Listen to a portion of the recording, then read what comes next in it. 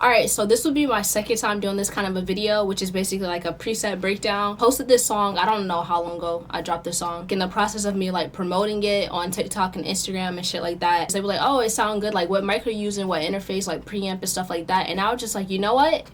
Let me just break down this preset. So basically, let's just get into it. I'm gonna play the song really quick. I'm gonna play it raw without the effects on it. Face it. 3.5 and a what? I'ma face it.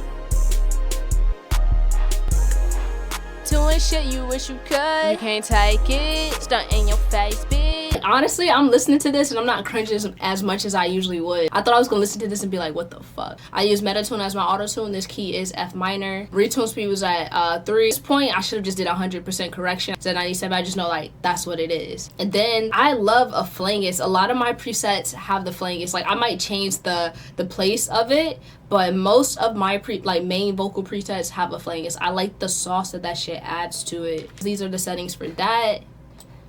Yeah. And then this is the EQ that I use for this song. This is F6. This is a Waves EQ. You can use parametric EQ, and if you DM me for this preset after the video, when I have that preset made, like I'm gonna change this to the parametric EQ because I want to like definitely have like all stock plugins for the most part, or at least free plugins. As you see for this EQ here, like I cut at 200. I cut at 200 hertz. That's just, you know, cut the fucking rumble out. Get rid of that low end. With presets, also remember though, you have to EQ it to like your mic, your interface, the room that you're in, your voice. It's rules to music, but after the rules, like it's just taste after that. This EQ taste, I liked. All right, we got the compressor up here. These are my compressor settings. I'll just let y'all look at those. I like vintage. For me, the vintage setting, like it makes the vocals a little bit more upfront. Next, we have the Fruity Maximus. These are my settings for the Maximus. A lot of people use the Maximus for de-essing. I don't think I was going for de-essing when I used this Maximus. Like, I was just using my ears and trying to find like a taste that I like. But these are my settings for this specific preset.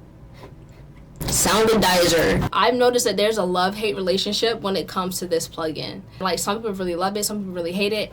Me personally, I like Soundizer. And yeah, I use A, and this A is only at 19%. I think where a lot of people mess up when it comes to the Soundizer is they use entirely too much.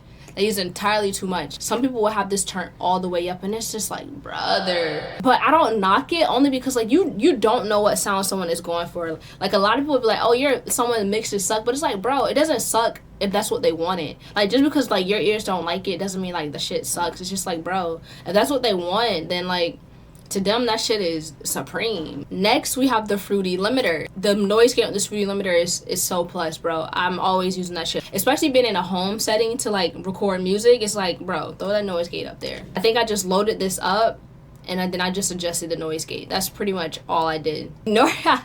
Ignore the name of this reverb. My friend made this. He sent me this reverb preset. I just never changed the name. I just changed the settings for like myself. Reverb can add a lot of space to your vocals, but with that, reverb can also make it super muddy. I did a high cut at 5.4 hertz. Did a fucking low cut at 1110 hertz. I went up as far as the low cut because it's like I really wanted to go for like a crispy sounding reverb. Look, I'm not a mixing engineer, first off. I just do everything based off my ear and like what I feel like sounds good to me and what would probably sound good to people. So all of these settings are just like my preference. You gotta play around with the preset and figure out what works for you. You feel me? The next plugin in this vocal chain is this repeater here. It is a delay plugin. It is not free. I think this is like from Slate Digital. With this preset, I'm gonna make sure like I have the free version of stock plugins for you guys. I like a spacey ambient sound. That's why like obviously like this is my preset for like my spacey delay. There's hella presets to like play around with, and from there like click on the preset and then tweak some settings, get what you want out of it. But when I have this preset to you guys, it will be a Fruity Delay 3. The next plugin is a vocal doubler. Obviously like this is not a stock plugin, but this is a free plugin. You can literally just go to Isotope and look up vocal doubler. They're gonna ask you to sign up, make an account, whatever. Download this. If you're a person who doesn't do a lot of layers or a lot of stacks, a vocal doubler is gonna be so plus for you. It's gonna help support the vocal, like it's a doubler. So it's like if you say something, it's just gonna make it sound a little bit more full. Why wouldn't you want a strong vocal presence? So, bam. But we'll just turn all of the plugins on. We got this chain popping. We're gonna hear the song with the full effects.